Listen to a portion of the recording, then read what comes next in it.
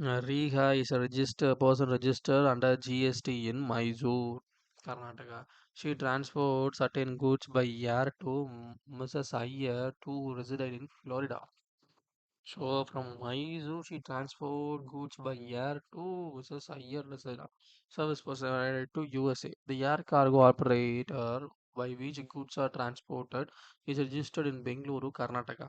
Determine the place of supply which transport or courier service under GST law and supporting notes to legal provision. Yes, goods is when where the goods received from Reha in Bengaluru, Karnataka, where the operator located Bengaluru, Karnataka. So it is intra-state supply, even though it's go outside India. Place of service by way of transportation of goods, including courier to place outside India is a place of destination of goods. Outside India, destination goods. Inside India, the within India. So the recipient of services in India, resident.